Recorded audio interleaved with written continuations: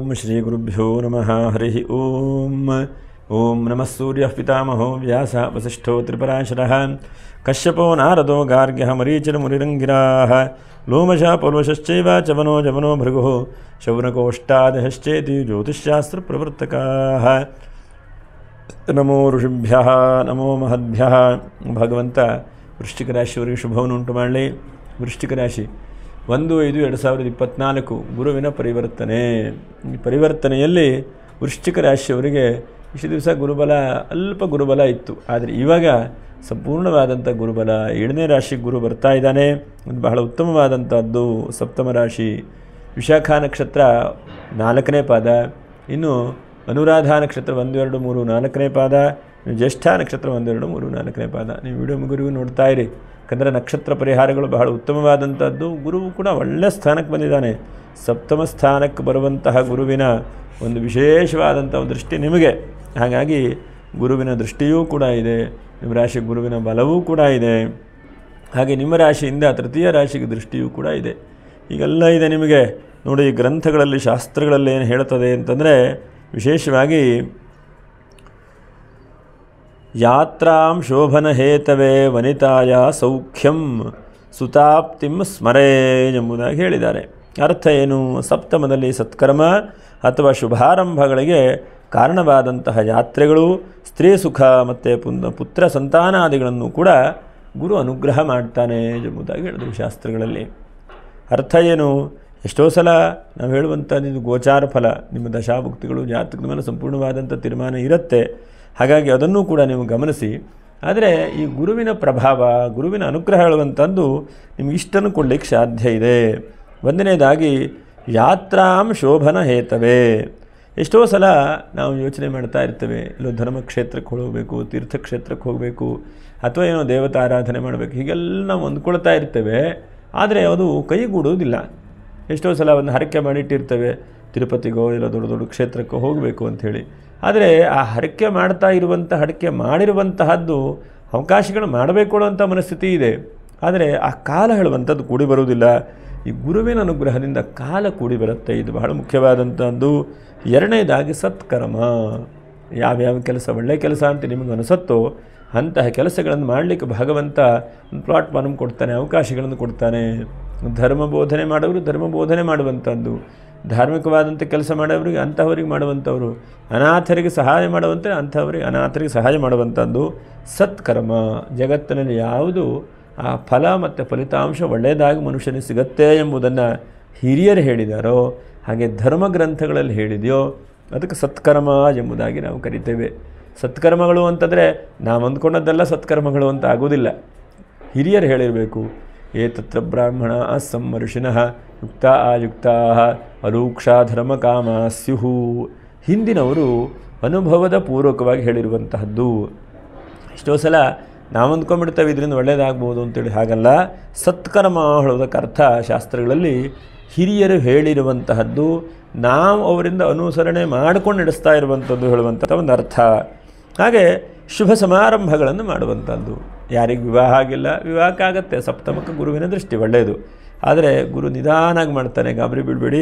ಹಾಗಾಗಿ ಶುಭ ಸಮಾರಂಭಗಳನ್ನು ಮಾಡುವಂಥದ್ದು. ಮನೆಯಲ್ಲೇನಾದರೂ ಉಪನಯನಾದಿ ಸಂಸ್ಕಾರಗಳನ್ನು, ವಿವಾಹಾದಿ ಸಂಸ್ಕಾರಗಳನ್ನು, ಅಥವಾ ಗರ್ಭೋತ್ಪತ್ತಿಯಾಗಿ ಸೀಮಂತಾದಿ ಒಂದು ಮಂಗಲ ವಾತಾವರಣಗಳನ್ನು ಹೀಗೆಲ್ಲ ಮಾಡುವಂಥದ್ದು. ಮತ್ತು ಯಾತ್ರೆಗಳು, ಮತ್ತು ಸ್ತ್ರೀಯರಿಂದ ಸುಖ. ಯಾಕೋ ಮನೆಯಲ್ಲಿ ಗಲಾಟೆ ಆಗ್ತಾಯಿದೆ, ಬೇಜಾರಾಗ್ತಾ ಇದೆ, ಅದೆಲ್ಲ ಸ್ವಲ್ಪ ದೂರ ಆಗುವಂಥ ಒಂದು ಸಾಧ್ಯತೆಗಳಾಗುತ್ತೆ. ಸಂತಾನಹೀನ ಇದ್ದವರಿಗೆ ಸಂತಾನಗಳನ್ನು ಕೂಡ ಗುರು ಅನುಗ್ರಹ ಮಾಡ್ತಾನೆ. ಬಹಳ ಮುಖ್ಯವಾದಂಥದ್ದು. ಇಂತಹ ಮೊದಲಾದಂತಹ ಒಂದು ಒಳ್ಳೆಯ ರೀತಿಯಾದಂಥ ಫಲಗಳನ್ನು ಗುರು ಅನುಗ್ರಹ ಮಾಡ್ತಾನೆ.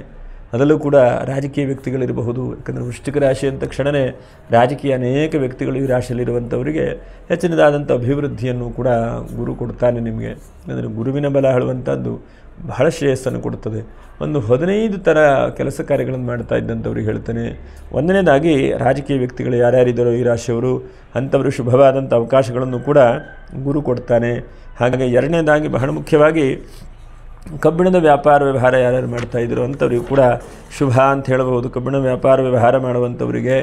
ಇನ್ನು ಹೆಚ್ಚಿನದಾಗಿ ಲೇಖನಿ ಬರೆಯುವಂತಹದ್ದು ಮತ್ತು ಪತ್ರಿಕೋದ್ಯಮದಲ್ಲಿ ಚೆನ್ನಾಗಿ ಅಂಕಣ ಬರೀತಾ ಇದ್ದಾನೆ, ನನಗೆ ಅವಕಾಶ ಸಿಗ್ತಾ ಇಲ್ಲ, ಸನ್ಮಾನಗಳು ಸಿಗ್ತಾ ಇಲ್ಲ, ಇಂಥವರಿಗೂ ಕೂಡ ಗುರು ಬಹಳ ಒಳ್ಳೆಯದನ್ನು ಮಾಡ್ತಾನೆ. ಮತ್ತು ವಿವಾಹಕ್ಕೆ ಹತ್ತಿರ ಒಂದು ಕಟ್ಟಾಗಿ ಹೋಗಿರುತ್ತೆ, ಈ ಕಡೆ ಆಗತ್ತೆ ಅಂತನೂ ಇಲ್ಲ, ಆಗಲ್ಲ ಅಂತನೂ ಇಲ್ಲ, ಇಂಥವ್ರಿಗೆ ಗುರು ಒಳ್ಳೆಯದು ಮಾಡ್ತಾನೆ.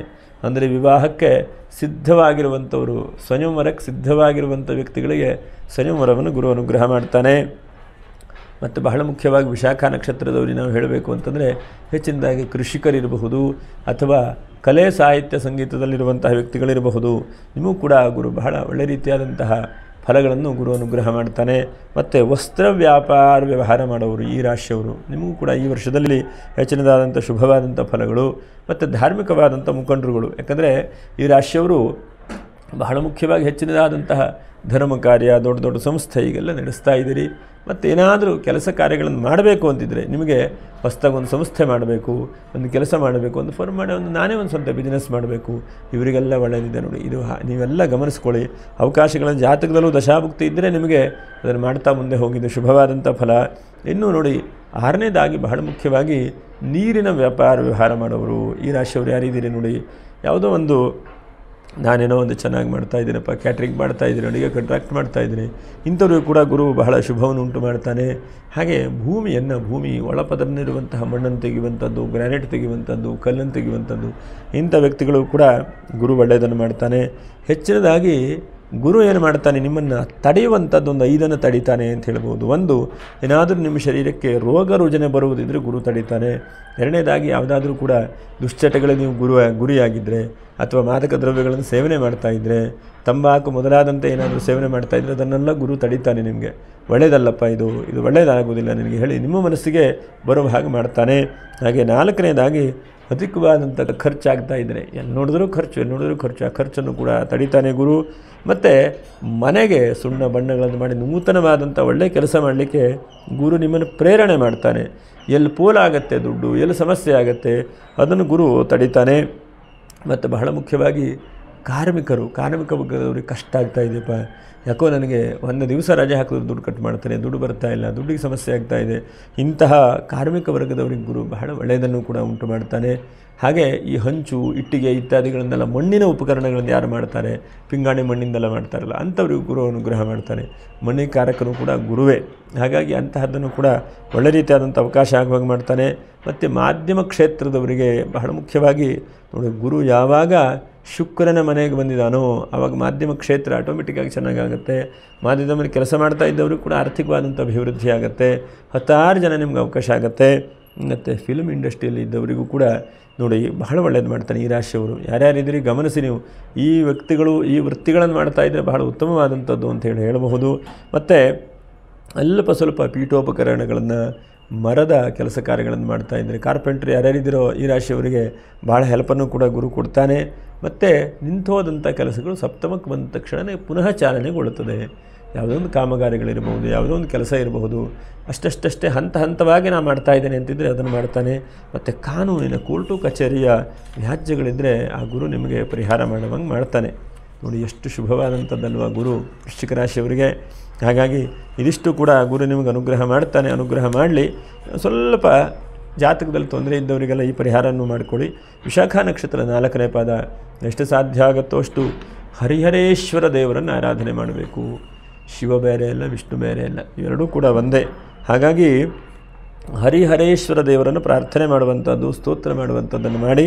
ಅನುರಾಧ ನಕ್ಷತ್ರ, ನೀವು ಎಷ್ಟು ಸಾಧ್ಯ ಆಗುತ್ತೋ ಅಷ್ಟು ಯಾರ ಕೈಲಿ ಅಶಕ್ತರೋ ಅಂತ ನಿಮಗನಿಸತ್ತೋ ಅಂಥವ್ರಿಗೆ ಕೈಲಾದಂಥ ಸಹಾಯವನ್ನು ಮಾಡಿ. ಯಾರೋ ಒಬ್ಬರು ಹೊರಕಾದಂಥ ಒಂದು ವಸ್ತ್ರ ಹಾಕೊಂಡಿದ್ದಾರೆ, ಅದಕ್ಕೊಂದು ಹೊಸ ವಸ್ತ್ರವನ್ನು ಕೊಡಿ.